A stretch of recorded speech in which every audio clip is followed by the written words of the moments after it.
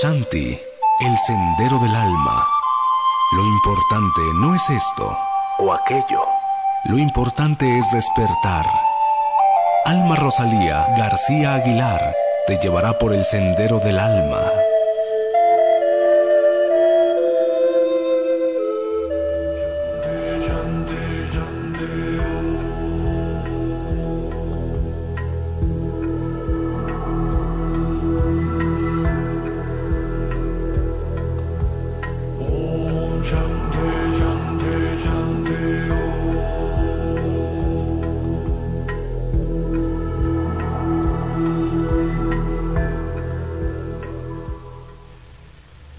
Buenas tardes, queridos amigos y amigas que esta tarde nos acompañan aquí en su programa Shanti, el sendero del alma, con ese hermoso fondo musical que tenemos para llenarnos de paz, que es Shanti. Les recuerdo también nuestro eslogan del programa que dice: lo más importante no es esto o aquello, lo más importante es despertar, que es una cita del maestro Shiva Sabú. Y hoy tenemos en el programa como invitados a una persona de Casa Tíbet que nos va a platicar sobre un tema bien importante del que vamos a comentar más adelante, y voy a hacer su presentación también de quien nos va a acompañar de Casa Tíbet Puebla. La cita del día de hoy es del Dalai Lama, tenía que ser del Dalai Lama por estar presente hoy Casa Tíbet Puebla, y dice así: aunque haya religiones diferentes, debido a las distintas culturas y tradiciones, lo importante es que todas coinciden en su objetivo principal: ser una buena persona y ayudar a los demás. Es una hermosa cita del Dalai Lama, de su santidad el Dalai Lama, que tiene que ver también un poco con nuestro eslogan, ¿verdad? Porque aquí no hablamos de religiones, sino de una forma de despertar, de crecer, de evolucionar espiritualmente, de ser felices en esta vida, de encontrar la paz. Pues bien, les agradezco a todos los que nos han estado acompañando y enviando uno que otro por ahí correo, y voy a hacer la presentación de quien nos acompaña en esta tarde de Casa Tíbet, que es nuestra amiga Citlali Reynoso. Ella de profesión es arqueóloga, profesora investigador de la UAP, de nuestra benemérita Universidad Autónoma de Puebla, y actualmente es estudiante de doctorado de la UNAM, pero lo más importante ahorita también para ella es ser estudiante de Casa Tíbet. Bienvenida, Citlali, te agradezco mucho que nos acompañes esta tarde y que compartas con nosotros muchas de las cosas que has aprendido en Casa Tíbet. Al contrario, muy buenas tardes a todos y muchas gracias por la invitación para difundir el mensaje de Casa Tíbet México. Te agradecemos mucho el espacio. No, gracias a ustedes por acompañarnos. Sabemos que tienen muchos seguidores y que están encantados con escuchar lo que vamos a comentar en esta tarde, que está mucho relacionado con dos temas, principalmente la felicidad y el dolor, ¿verdad? Que son aspectos que nosotros siempre estamos, en los que nosotros siempre estamos oscilando, ¿no? De un lado nos vamos hacia la felicidad completa y de momento estamos ya en el dolor, con esta mente que tenemos para abordar estos temas, a veces de manera controlada y a veces sin control, y es cuando caemos en el sufrimiento, ¿verdad? O abandonamos la felicidad. Y bueno, pues ahora ese tema tan importante, con ustedes vamos a platicar, y con Citlali. Citlali, ¿por qué se dice que en el budismo que la mente es la fuente de la felicidad y el dolor? ¿Cómo puede influir la mente en estos aspectos de la vida humana que siempre estamos preocupados por esos dos aspectos, ¿no? Bueno, dentro de la filosofía budista se dice que tanto la felicidad como el sufrimiento, ambas experiencias humanas, están en dependencia no de las circunstancias externas, sino de las circunstancias internas. Y esto tiene que ver con la actitud positiva o negativa que tengamos de la realidad. Y esta actitud se genera en la mente. Y lo interesante para el budismo es que la mente no se entiende como el cerebro. La mente es, dentro de la filosofía budista, es otro sentido más, es decir, tenemos los 5 sentidos, más aparte un sexto que sería la mente, no se ubica necesariamente en el cerebro, no depende de este, y es como un sentido más, de alguna manera tiene esta capacidad de darse cuenta, de observar, de analizar, de darse cuenta y sobre todo de tomar una actitud, una postura ante la realidad. Y en el budismo, bueno, se dice que la mente más bien es lo que precede a la realidad y no a la inversa. Por lo tanto, cualquier circunstancia externa no debería de influir en nuestra felicidad o en el sufrimiento que tengamos, ¿no? Sino más bien es el cómo nos relacionamos con esa realidad y cómo de alguna manera reflejamos nuestro mundo interno hacia las circunstancias, que esas se vuelven sufrimiento o se vuelven felicidad. Claro.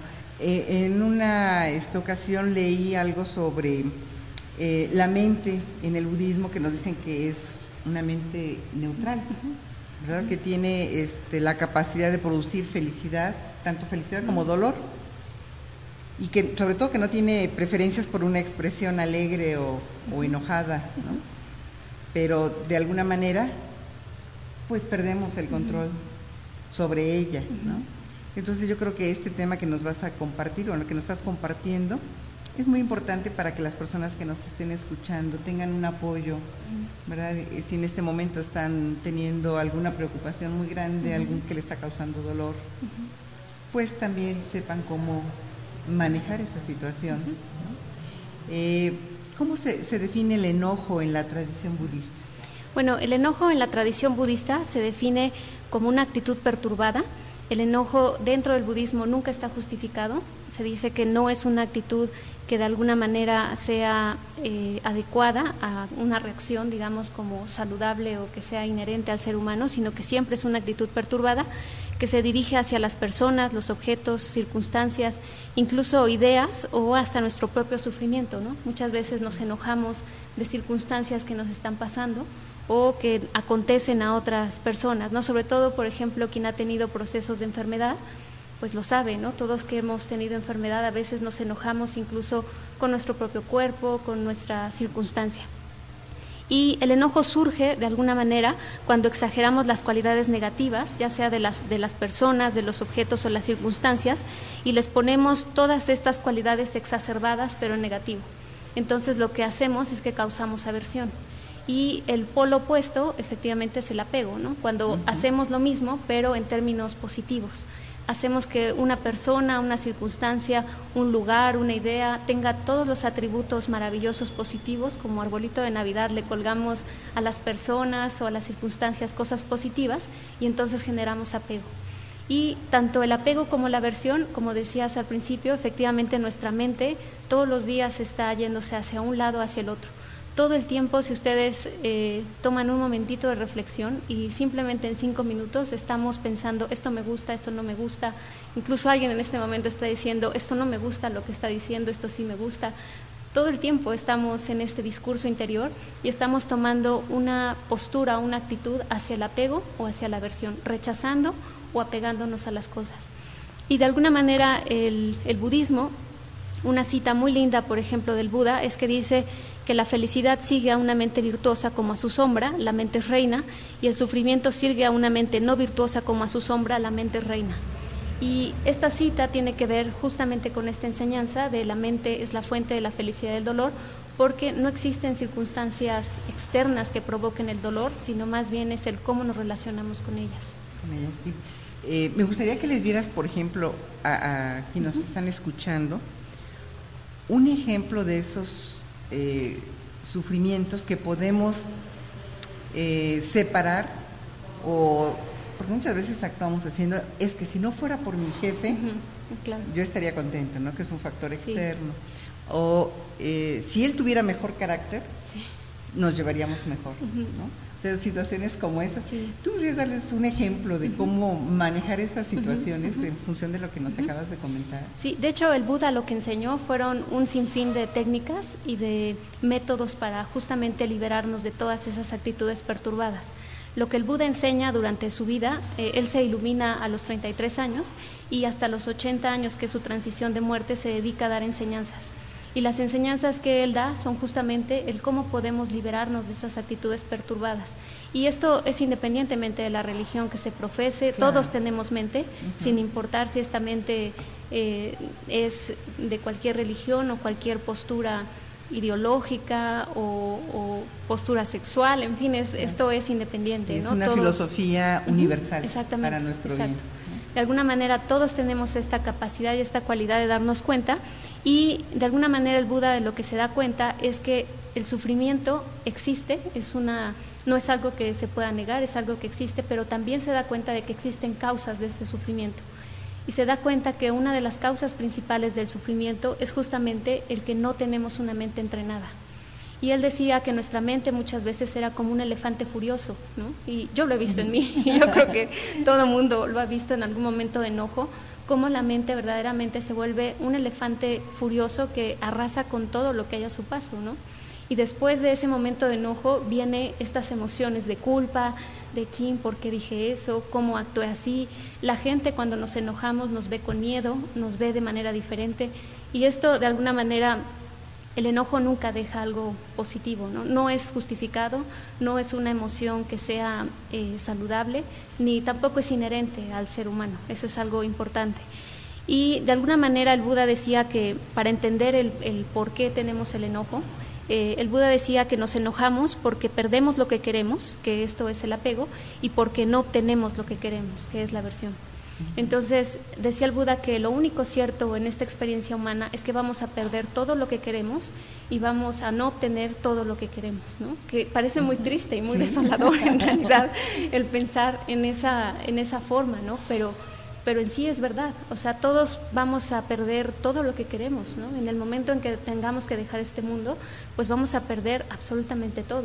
Y en algún momento todos vamos a perder salud, vamos a perder a nuestros seres queridos y no vamos a obtener tampoco todo lo que queremos, ¿no? ¿Cuántas personas a lo mejor no tienen todos estos anhelos de alcanzar logros o metas y sin embargo no se dan, ¿no?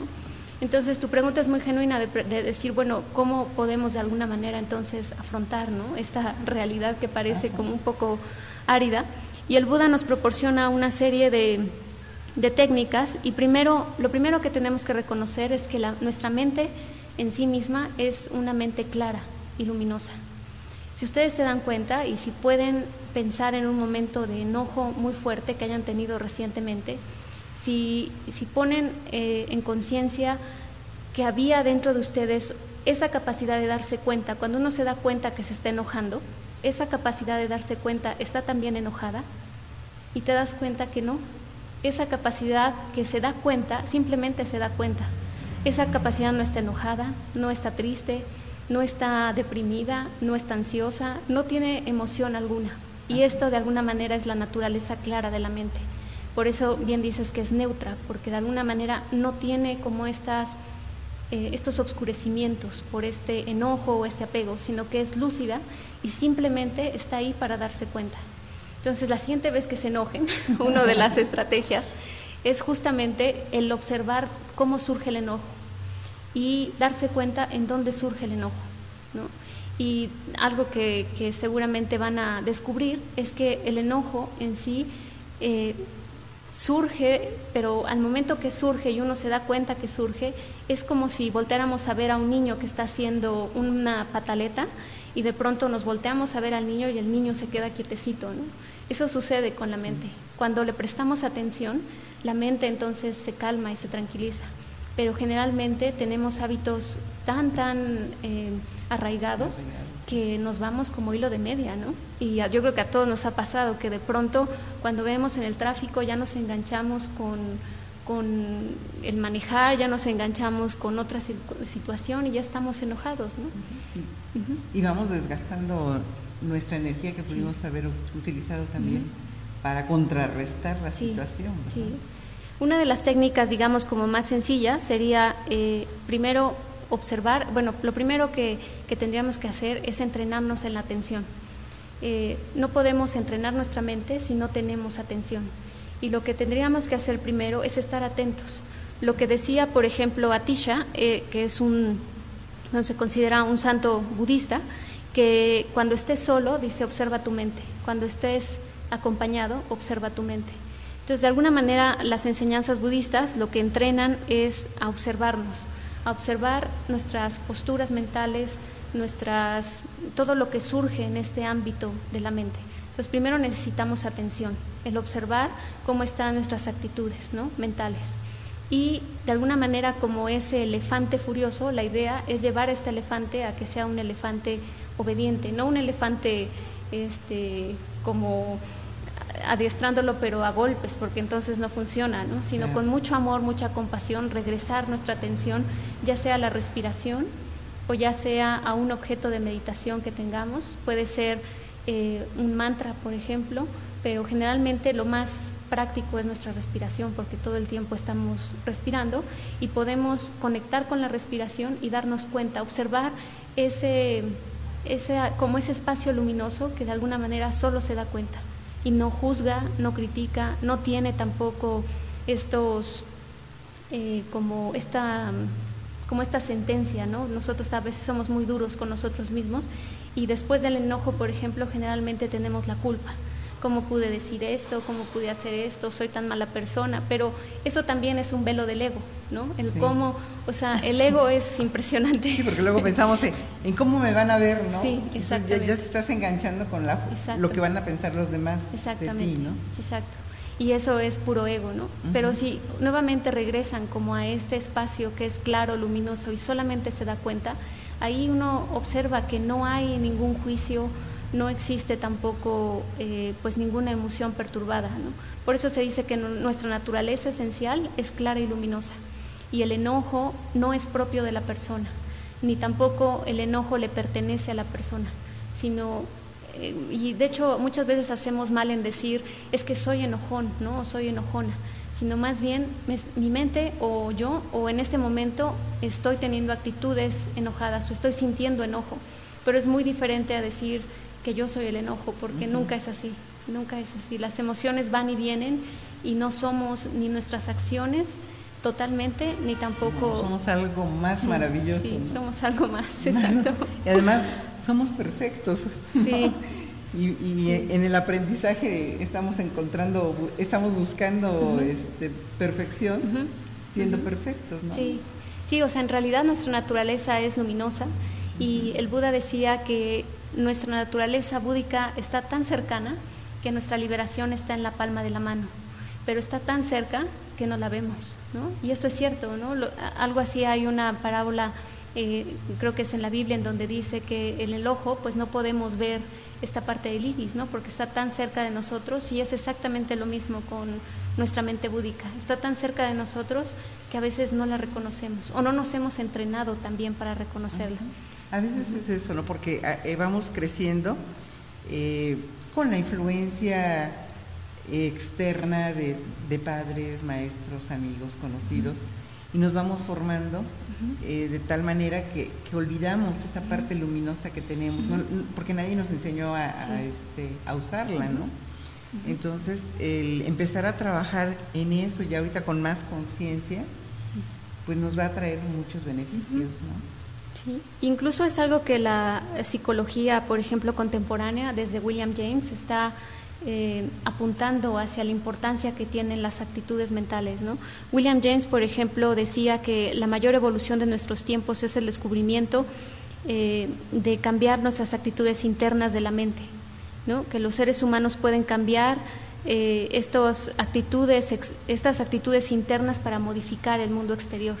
Y esto parece una revolución dentro de la psicología, pero es algo que desde 2500 años antes de Cristo, que a mí es algo que me sorprende, sobre todo como arqueóloga, viendo toda la evolución del mundo y de las culturas, es verdaderamente sorprendente que alguien 2500 años antes de Cristo ya haya observado y ya haya reconocido que esto era cierto, ¿no? Que la mente era la fuente de la felicidad y del dolor, y que además no teníamos que quedarnos en ese sufrimiento y dolor, sino que había formas de liberarnos.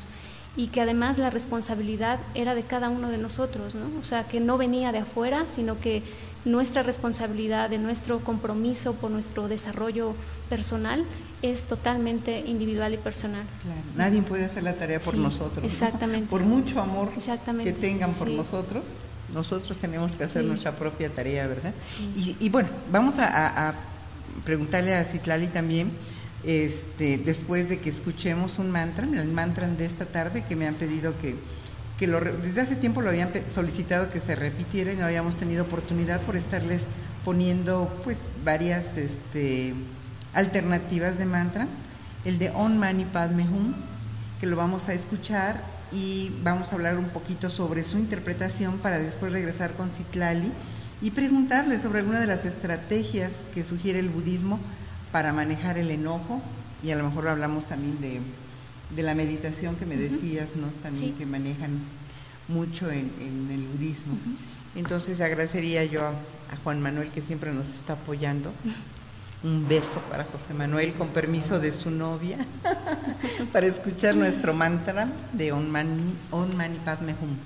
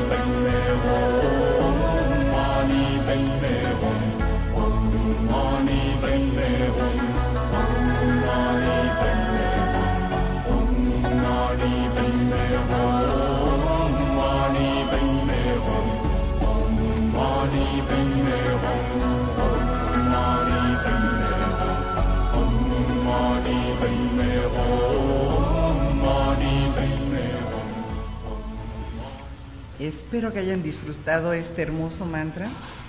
A muchos nos encanta estar en silencio, en meditación, acompañados con este maravilloso mantra. Espero que hayan encontrado en ese momento mucha tranquilidad y mucha paz. Y bueno, vamos a hablar un poquito de este mantra, que en el budismo tibetano se piensa que recitando el mantra Om Mani Padme Hum, ya sea en viva voz o mentalmente, para uno mismo, invoca la poderosa y benevolente atención de Chenrezig, que es una deidad, es el Buda del amor y la expresión de la compasión de Buda.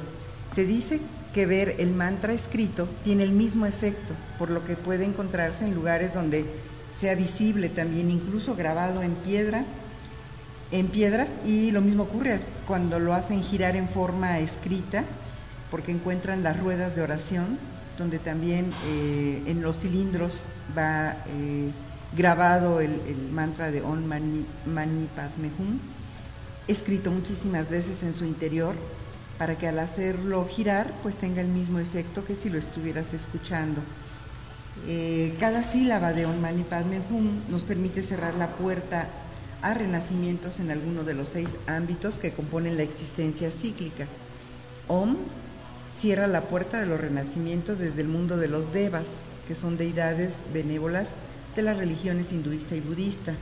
Ma cierra la puerta de las asuras, que asura es una palabra en sánscrito y que en el budismo hace referencia al peldaño más bajo del rango de dioses o semidioses de la cosmología budista. Ni cierra la puerta de los humanos. Pa cierra la puerta de los animales. Me cierra la puerta de los espíritus hambrientos. Un cierra la puerta del infierno. Pero también nos dicen que cada sílaba purifica de una forma. El Om purifica el velo del cuerpo. Ma purifica el velo del habla. Ni purifica el velo de la mente.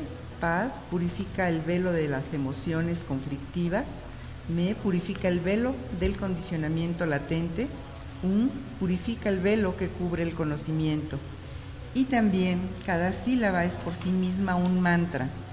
Om por el cuerpo de los Budas, Ma por la palabra de los Budas, Ni por la mente de los Budas, Pad por las virtudes de los Budas, Me por los actos de los Budas, Om por la suma de la gracia del cuerpo, el habla, la mente, la virtud y la actividad de los Budas.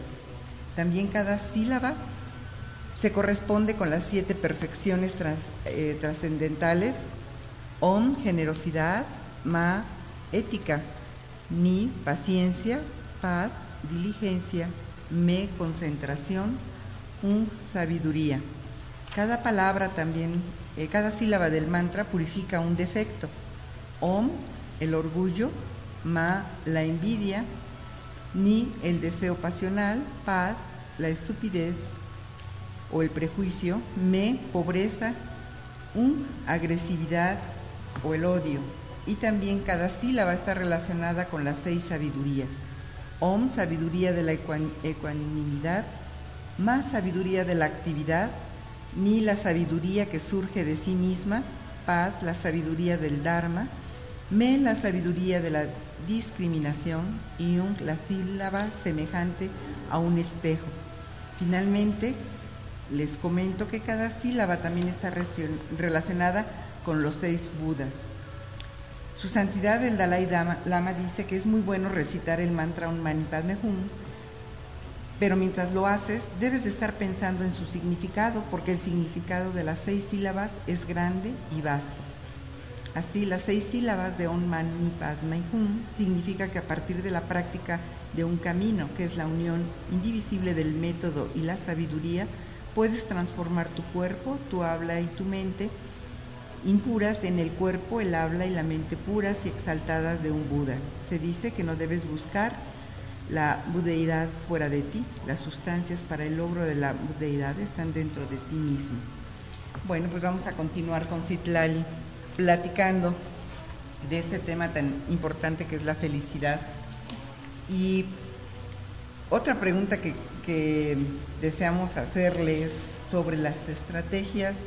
Bueno, hay muchas cosas que tú nos puedes platicar, además de que conozcan nuestros invitados que nos acompañan a distancia, sobre cuál sería la estrategia para poder salir adelante de esta situación del enojo, ¿verdad?, y de la felicidad. ¿Cuáles serían algunas de las estrategias que sugiere el budismo para manejar el enojo? Bueno, la primera sería basarnos en el reconocimiento de que las circunstancias externas no son la fuente de nuestra felicidad y el dolor, sino que todo está de alguna manera en nuestra postura interna, esto es, en nuestra mente, ¿no? Lo segundo sería comprometernos a trabajar de manera activa hacia nuestro propio entrenamiento, ¿no? Si tenemos una mente es porque de alguna manera tenemos que entrenarla, y la única responsabilidad individual que tendría sería pues entrenar mi propia mente. Y reconocer también que el enojo, por ejemplo, es un obstáculo justamente para la felicidad. Y lo que hace el budismo es dar una serie de estrategias, y una de las estrategias, por ejemplo, que enseñó el Buda como antídoto para el enojo es la paciencia. Y eso es de lo que generalmente dolemos. Sí, exacto. De paciencia. Pero primero yo creo que tendríamos que observar cómo cada día la vida nos ofrece oportunidades infinitas para ejercer la paciencia, si así lo queremos, y entrenamos nuestra mente a observar cada circunstancia que puede ser un potencial de enojo como un potencial para que cultive la paciencia. Finalmente, nosotros decidimos que queremos cultivar, si queremos de alguna manera seguir cultivando actitudes perturbadas y hacer que nuestra mente justamente sea una mente no virtuosa, o queremos cultivar actitudes que son virtuosas, ¿no?, y que de alguna manera fomenten este espacio para la felicidad.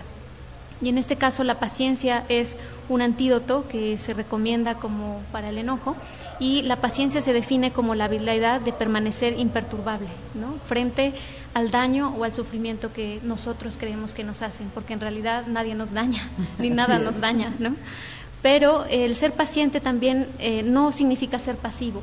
O O sea, es decir, no significa tampoco que no vamos a poner límites cuando alguien está sobrepasando a lo mejor algún límite personal o algún límite en nuestra vida, ¿no? Sino más bien significa que tenemos que hacer lo que tenemos que hacer sin perturbarnos y además sin tener una actitud de querer dañar a nadie, sino simplemente poniendo a lo mejor, siendo como asertivos, lo que sería en psicología. En psicología también se habla de estas actitudes en donde somos pasivos o agresivos, y el punto medio es justamente el ser asertivos. Y en este caso, con el ejercicio de la paciencia, en lugar de reaccionar de manera agresiva, podemos reaccionar de maneras asertivas ante los retos que nos pone la vida, ¿no? Y también aceptar que cada día que estamos en esta experiencia humana es una oportunidad para crecer, y que se nos van a presentar a todos situaciones que son difíciles, que son dolorosas, que son a lo mejor complicadas de resolver, pero es parte de la experiencia humana y es parte justamente de vivir en esta experiencia que además tenemos y que es extraordinaria, porque en sí, si lo pensamos, la vida humana es tan rara de tener y tan fácil de perder, ¿no? Y tan frágil y a la vez como tan llena de potenciales. Entonces se trata primero como de cambiar o observar cuáles son las creencias a lo mejor negativas que tenemos por ahí. A lo mejor tenemos una creencia de que no podemos cambiar, lo cual es totalmente falso. No existe nadie que tenga esta cualidad de no cambio, iría contra las leyes de todo el universo, claro. Así que es imposible. Exacto. Entonces, primero, pues comprometerse con el desarrollo personal, ¿no? Otra de las estrategias que se da en el budismo, hay varias meditaciones, nosotros les llamamos meditaciones analíticas, que tienen que ver con ciertas preguntas que se van haciendo durante un proceso de meditación. Y la meditación significa sentarnos a observar nuestra mente. O sea, sí involucra obviamente un proceso de relajación, pero no meditamos para relajarnos, sino meditamos para observar lo que surge en nuestra mente, sin nosotros detenerla, sin tampoco manipularla, simplemente surja lo que tenga que surgir. Y a veces no nos gusta, porque a veces nuestra mente produce cosas extrañísimas que uno dice, estos pensamientos de dónde vienen, ¿no? Pero lo importante es observar lo que hay ahí para poder conocer qué debo de cambiar, qué quiero modificar de esa mente que ahora no es una mente entrenada, ¿no? Entonces, en estas meditaciones analíticas, por ejemplo, hay una que se llama Es el enojo destructivo, y examinamos las experiencias, por ejemplo, que hemos tenido con algún evento en particular de mucho enojo, ¿no? Entonces traemos a la mente ese evento particular que tuvimos recientemente. Si es muy fuerte, es mejor trabajar con un evento que sea a lo mejor de menos intensidad, y pensar, por ejemplo, preguntarnos sinceramente, ¿soy feliz cuando estoy enojado?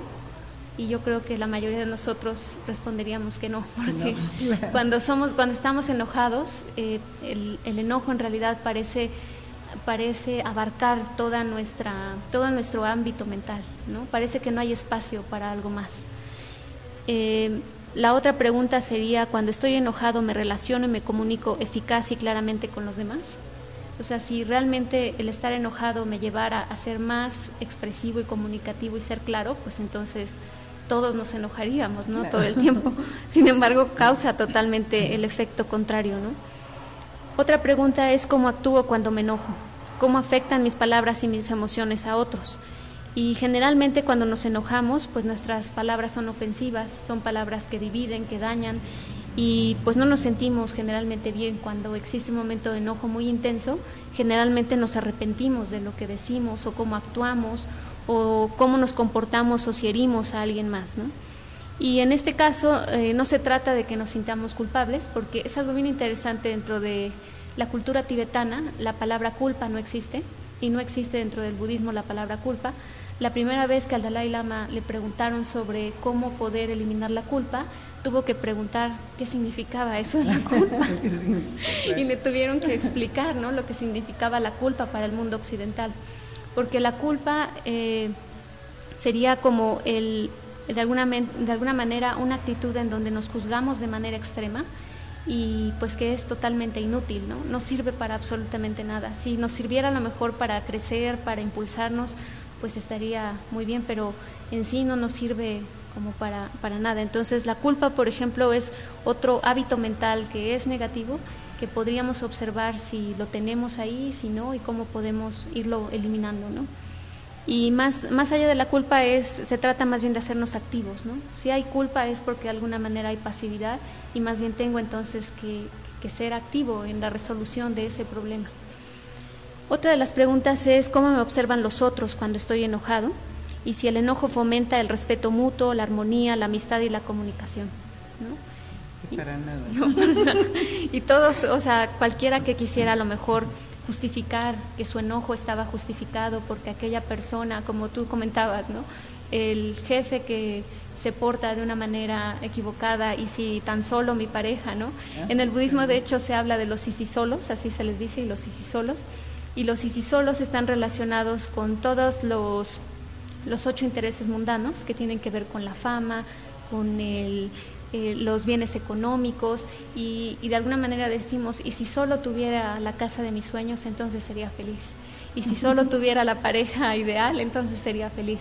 Y lo que no nos damos cuenta es que esto es una trampa. La felicidad está disponible para cada uno de nosotros en todo momento y los solos son solamente como verdaderamente una trampa que nos ponemos para no empezar a trabajar en nuestra felicidad. Claro, porque si no lo obtienes, caemos en el enojo, ¿no? En el sufrimiento. Exacto, y si lo pierdo, también me enojo. Si lo tienes y lo pierdes. Sí, porque en el budismo se dice que cuando lo obtengo, o sea, si obtuviera yo todos esos 8 intereses mundanos, en algún momento los voy a perder. No son permanentes, ¿no? Entonces, depositar nuestra felicidad en factores externos, sean personas, circunstancias, ideologías, lo que sea, sí es una mala inversión, mala inversión. Son préstamos para nuestras experiencias en esta vida. Exacto, es una excelente definición. Sí, así es. Sí, ¿verdad? ¿Y cuál otra meditación nos decías que contribuye también? Bueno, porque son varias, ¿no? Sí, hay varias estrategias y otra meditación habla acerca de nuestros botones, ¿no? ¿Cuántas veces nosotros no decimos, bueno, es que esta persona apretó mis botones, ¿no? Incluso las personas parecen expertas en saber cuáles son nuestros botones, que nos hacen enojar o que nos hacen llevarnos a un extremo, ¿no? Y esto pasa mucho entre padres e hijos, ¿no? Yo sabía perfectamente cuáles eran los botones de mi mamá y mi mamá sabía perfectamente cuáles eran mis botones, ¿no? Y todos, yo creo que en cualquier relación que es muy cercana, sabemos exactamente cuáles son los botones de la otra persona. La única persona que parece no darse cuenta es la persona que lo vive, ¿no? Y de alguna manera el budismo menciona esta parte de los botones porque muchas veces se dice que cuando nos enojamos pensamos que alguien provocó ese enojo, que la persona o la circunstancia de allá afuera es la que provocó y por lo tanto tengo que erradicar a esa persona o esa circunstancia, cuando en realidad lo que tenemos que erradicar son justamente estos botones que tenemos, ¿no? Observar cuáles son nuestros puntos sensibles que de alguna manera nos provocan este enojo y trabajar con ellos, porque de nadie es responsabilidad de estos botones más que de nosotros mismos. Claro. Las otras personas no tendrían por qué hacerse cargo de esos botones más que nosotros. Y de alguna manera se dice que si esas personas oprimen tus botones es porque los tienes. Si no, no tendrían por qué hacerlo, ¿no? Y por lo tanto, bueno, tus botones pues son tu responsabilidad. Después, de alguna manera, pensar si examinas cuáles son tus botones y la manera de liberarte de ellos. Y siempre hay maneras creativas de liberarnos. Lo que pasa es que muchas veces estamos tan enquistados en nuestros hábitos y nuestras tendencias, los hemos practicado, bueno, en el budismo se dice que los hemos practicado por eones de vidas, ¿no? Entonces, pues es complicado el liberarnos de esos hábitos y tendencias, pero no es imposible. Y finalmente tenemos ahorita en este momento esta oportunidad, esta apreciada oportunidad de experiencia humana para poder hacerlo. Y otra de las preguntas dentro de esta meditación de los botones habla de examinar la relación que existe entre tu apego, el enojo que experimentas, si esto es que te enojas cuando los objetos o personas a los que estás apegado son dañados, te son negados o tu relación con ellos termina. Y esto es muy común, ¿no? O sea, de alguna manera cuando termina, por ejemplo, una relación con una cosa, una circunstancia, una persona con la cual tenemos apego, pues nos enojamos.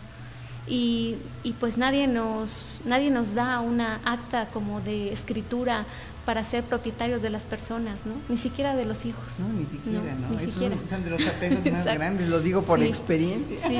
Sí, yo creo que es de los apegos más grandes, pero en realidad las personas se van porque terminan las relaciones, porque eso es así, ¿no? No hay... Y en el caso de los hijos, pues porque tienen que empezar a volar por sí solos, ¿no? Y crear su propio camino al lado de su nueva familia.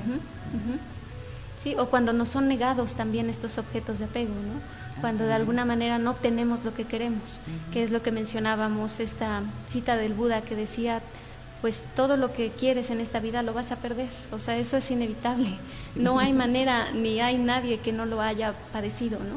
Y todo lo que quieres no lo vas a obtener, y eso también es algo que todos vamos a experimentar en algún momento.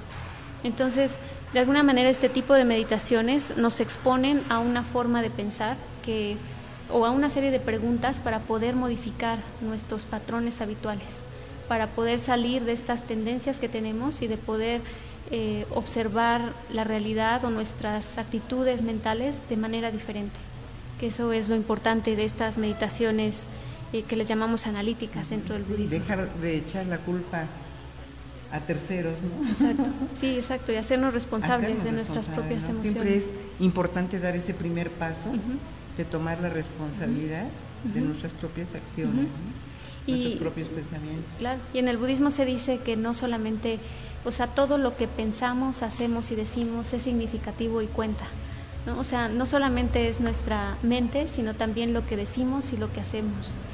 Y yo creo que a veces es difícil encontrar personas que son cabalmente congruentes con estas tres cosas. Y justamente son esas personas extraordinarias a las cuales consideramos como líderes, ¿no? En este caso, Su Santidad el Dalai Lama es una de las personas que es congruente con lo que dice, con lo que habla y con lo que hace, ¿no? Y yo creo que por eso nos fascinamos tanto cuando vemos a estas personas que han tenido esta actualización cabal de su acción, de su pensar y su decir. Es una persona muy carismática, ¿verdad? Su Santidad. Sí. El Dalai Lama, muy apreciado en muchos lados por muchos dirigentes de otras creencias, de otras filosofías también. Y bueno, pues ese tema a mí me pareció extraordinario compartir con quienes nos están escuchando, porque es lo que vivimos día a día, ¿no? Y aquí, bueno, tratamos de ofrecer siempre una alternativa para que su alma vibre con algo que les va a ayudar a seguir su evolución, liberarse de todo aquello que hay que liberarse en este camino de aprendizaje, que sepan que siempre tenemos prestado el escenario con todo lo que le llaman inventario del escenario, ¿no? Todo lo que es parte de eso que desaparece, claro, ¿no? Todo, o más bien todo se queda y nosotros somos los que nos pasamos a otro escenario, ¿no? Todo se queda ahí para otros nuevos aprendizajes en otros seres, ¿no? Y sí me gustaría cerrar un poco este comentario con otra cita del Dalai Lama, que dice: si nuestra mente se ve dormida por el enojo, desperdiciaremos la mejor parte del cerebro humano, la sabiduría, la capacidad de discernir y decir lo que está bien o mal. Dalai Lama. Es otra cita muy hermosa. Él tiene muchas frases muy famosas, ¿verdad? Y muy conocidas por todas las personas en este planeta. Y pues nos gustaría, Citlali, que pues la gente que le interese estar en este camino de evolución con la filosofía del budismo en Casa Tíbet, pues hay varias cosas, varias actividades, ¿verdad?, que nos vas a comentar. Sí, tenemos, ahorita lo más cercano que tenemos es la primera visita a Casa Tíbet México, sede Puebla, del doctor Seten Nayar. Es un doctor tibetano que se especializa en enfermedades neurológicas y digestivas. Él practica la medicina tradicional herbolaria tibetana y él estudió en la India, o sea, es un maestro genuinamente, digamos, entrenado en estas prácticas y en ese escenario en particular en la India. Y él colabora con Casa Tíbet México desde hace ya varios años y ahora nos visita en Puebla por primera vez. Y él va a ofrecer consultas. Este tipo de medicina herbolaria es, digamos, una medicina tradicional, pero que es otra alternativa, ¿no? Claro. Para sanación del cuerpo. Y él va a ofrecer consultas el viernes 6 y sábado 7 de septiembre Las consultas van a ser en nuestra sede de Casa Tíbet México, sede Puebla, que estamos en la Avenida Juárez, número 2108, en el segundo piso. Y para hacer la cita tienen que ir a Casa Tíbet y ahí, bueno, se ven los horarios, se ve la disponibilidad y se paga la consulta y se llena un formulario porque este tipo de medicina pregunta por diferentes aspectos no solamente de los padecimientos, digamos, como inmediatos, sino como el estilo de vida y ciertas cosas, ¿no? Uh-huh. Y también hay que ir preparado con ciertos elementos antes de la consulta, por eso es importante que nos visiten en Casa Tíbet, exactamente, ¿verdad? Que se haga de manera personal. ¿En qué horario pueden ir a hacer sus citas? Los horarios de atención al público en Casa Tíbet son lunes, martes y jueves de 7 a 9 de la noche. Son los únicos horarios que tenemos, o nos pueden hablar también por teléfono al 614-9690. ¿Pero en el mismo horario? Uh-huh. No, bueno, el teléfono está abierto todo el día, sí, de 10 de la mañana hasta las 8, y para informes generales, ¿no?, de la casa. Y los horarios de atención sí son más reducidos. Uh-huh. Pues esa es una gran oportunidad de que ser consultado por el doctor, uh-huh, porque con la experiencia que él tiene y esta medicina tradicional herbolaria, uh-huh, tibetana, pues no fácilmente la puedes encontrar, ¿no? Uh-huh. Aquí en México. Sí. ¿Verdad? Y qué bueno que tenemos la oportunidad, sí, en Puebla. Sí, es una alternativa, y al menos lo que yo he escuchado de nuestro lama, que es Marco Antonio Karam, en México, en las clases que nos ha dado, él mencionó la última vez sobre la medicina tibetana, y él dice también que este tipo de medicina es preventiva. O sea, el doctor, uh-huh, a través de diferentes aspectos como la presión, la orina, diferentes cosas, él puede de alguna manera observar un padecimiento potencial en ti, en tu, uh-huh, cuerpo. Entonces, de alguna manera, pues es un excelente medio de prevención. Claro. Él puede detectar a alguien que, por ejemplo, no es diabético o que tiende hacia una hipertensión, él lo puede observar y decir qué cosas tiene que hacer de manera preventiva para que no se presente ese padecimiento. Y es una gran ventaja que aparte de que esté en Puebla, pues teniendo ya pacientes aquí, yo creo que nos va a visitar con más frecuencia, ¿verdad? Sí, es lo que en la sede de México nos mencionaban, que ellos sabían que había mucha gente que iba de Puebla a México exclusivamente a ver al doctor, uh-huh, y es una de las razones por las cuales decidieron que nos visitara, y nosotros estamos encantados de que nos visiten. Yo creo que todos aquí que estén interesados en tener la oportunidad de estar, uh-huh, con el doctor, pues vengan a Casa Tíbet, ¿no? Y tienen otras actividades, ¿verdad? Sí, tenemos también un seminario introductorio a la teoría y práctica del budismo tibetano, que este seminario justamente habla de manera más profunda sobre lo que hablamos ahorita un poquito, pero de manera como más detallada. Es un seminario que tiene el objetivo de dar pues la información sobre introducción a la tradición budista, la figura del Buda histórico, las enseñanzas del Buda, las 4 nobles verdades, qué es la meditación, por ejemplo, de Shamatha y Vipassana, los objetos de meditación. O sea, es decir, es todo un seminario que introduce a lo que es la práctica del budismo tibetano, ¿no?, en particular, porque hay otros budismos, pero este es en particular tibetano. Y este seminario va a ser en video, y va a ser el sábado 28 de septiembre y el domingo 29. Y está impartido por Marco Antonio Karam, que es el fundador de Casa Tíbet México. Es en video y cuesta $400 este seminario. Uh-huh. Y es uno de los requisitos para quien quiera hacerse estudiante de Casa Tíbet.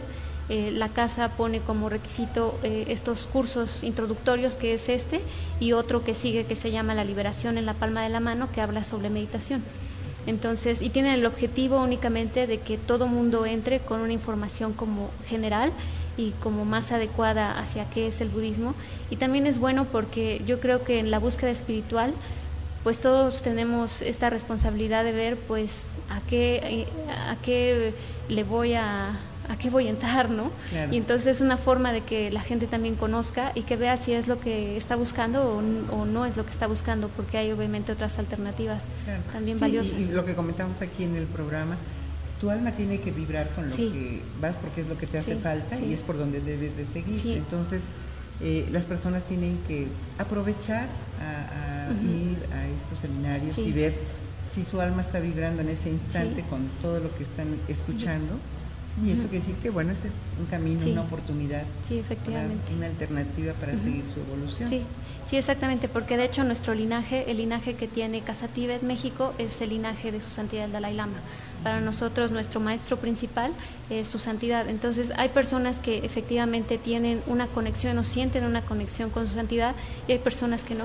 Entonces, eso también es una cuestión que cada quien tiene que elegir, y lo maravilloso es que haya opciones, y sobre todo en Puebla que haya cada vez más opciones de elección para descubrir, ¿no? Y para interesarse y al menos ser curioso en esta parte. Sí, como dices, ser curioso. Sí. Me pasó la última vez que vino el Dalai Lama a la Ciudad de México, tuve oportunidad de ir con los de Casa Tíbet Puebla. En el camión estuvimos ahí y fue un espectáculo hermoso, los mariachis, bueno, todas las personas estaban ahí muy emocionadas, ¿no? Haciendo sintonía con la vibración del Dalai Lama, y bueno, y otras echándose así un taquito de ojo con Richard Gere, que también estuvo ahí presente, ¿no? Y realmente sientes una vibración maravillosa, sientes una paz. Sí. La persona que cantó al final, no recuerdo su nombre, no era mexicana. Sí, no, es una cantante tibetana. Es tibetana, sí. También el sonido hacía que la vibración fuera muy positiva, muy llena de armonía y de paz, ¿no? Hasta de felicidad. Sí. ¿No? Sale uno ahí con un nivel de emoción profundo, ¿no? Fue algo muy, muy agradable. Y justamente yo creo que los maestros sirven para eso, para que sean como estos reflejos de nuestro propio potencial, ¿no? O sea, yo creo que maestros, tanto a nivel de sean espirituales o académicos, yo creo que la labor de un maestro es justamente ser ese reflejo del potencial de los demás, ¿no? Y qué maravilloso poder tener la presencia de Su Santidad para tener estos reflejos de luminosidad. Que es viene ya la cuarta visita, ¿verdad? Sí, así es. Sí, nos visita Su Santidad el Dalai Lama por cuarta ocasión en México, y esta visita de hecho es la más larga que va a tener Su Santidad. Va a estar una semana completa en nuestro territorio. Empieza el 12, 13 y 14 de octubre en México, en la Arena Ciudad de México, con un programa de enseñanzas budistas, aunque está abierto a todo público. Y la enseñanza que va a dar se llama Una guía para el camino de vida del Bodhisattva. Y el Bodhisattva es una persona que ha actualizado este estado de compasión. Un Bodhisattva, por ejemplo, es obviamente Su Santidad el Dalai Lama, pero puede ser la Madre Teresa de Calcuta, que de hecho Su Santidad siempre la menciona como un ejemplo de alguien que ha actualizado, digamos, este potencial de compasión y de servicio a los demás, ¿no? Entonces esa es la enseñanza budista que va a dar en estos 3 días. El 13 de octubre, también en la Arena Ciudad de México, va a dar una conferencia abierta a todo el público que se llama Más allá de la religión, cultivando un sentido de responsabilidad universal, que esta va a ser en la mañana y es abierta a todo público. Va a dar también una charla gratuita para estudiantes y maestros que se llama Valores Humanos Fundamentales en la Educación Contemporánea.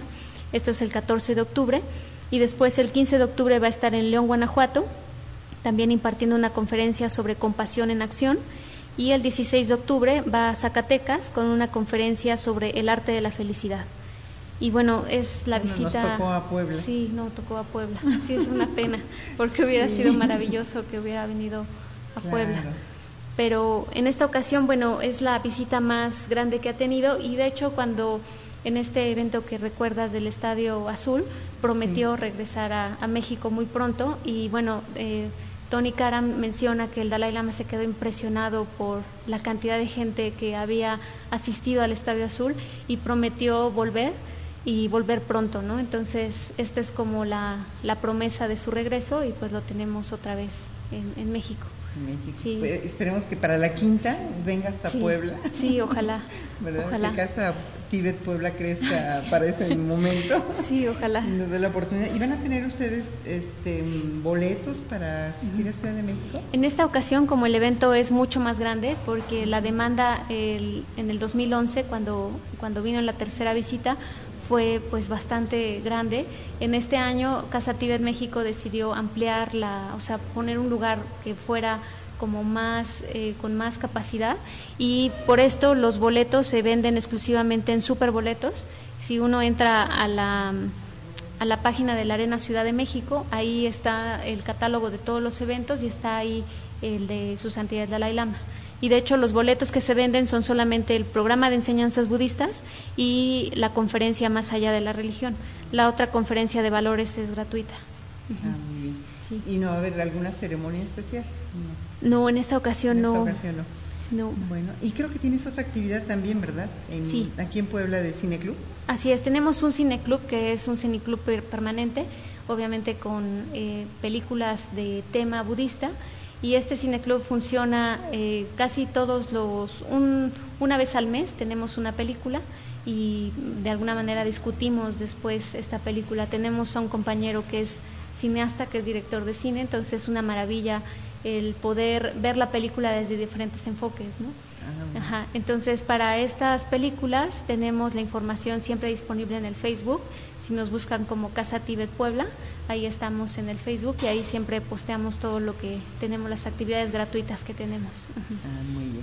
Pues me gustaría que repitieras, por favor, aunque les recuerdo que todos nuestros invitados siempre dejan sus datos de contacto en la liga del programa. Para quienes no escucharon el programa, escuchen la repetición, y para quienes lo escucharon y estén interesados, pues los datos también se quedan en la liga del programa, pero Citlali ahorita se los va a repetir, sobre todo porque puede haber pocos espacios para consulta con el doctor, sí, ¿no? Sí, así es. Bueno, nuestro teléfono es el 614-9690, ahí nos pueden llamar a cualquier hora. El mail es info@casatibetpuebla.org.mx y estamos ubicados en la Avenida Juárez 2108, segundo piso, interior 202.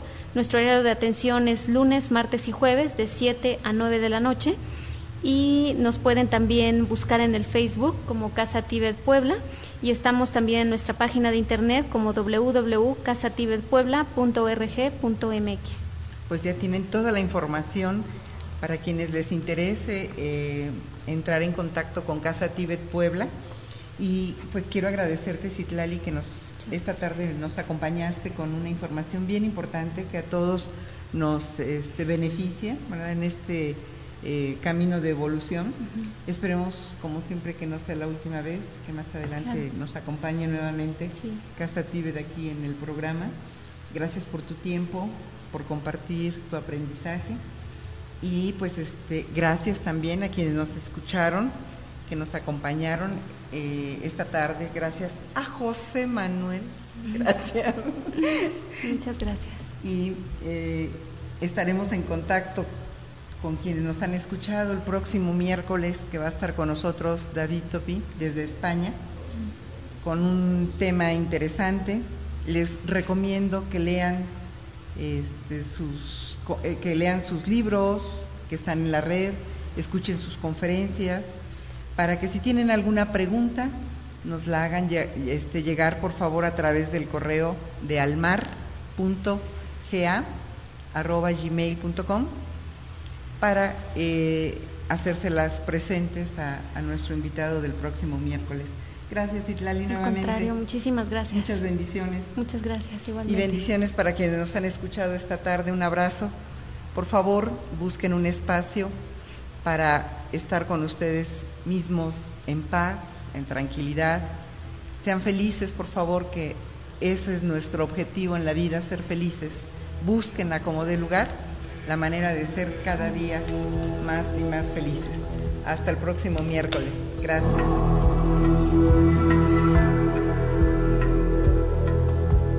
Om Shanti Shanti Shanti Om.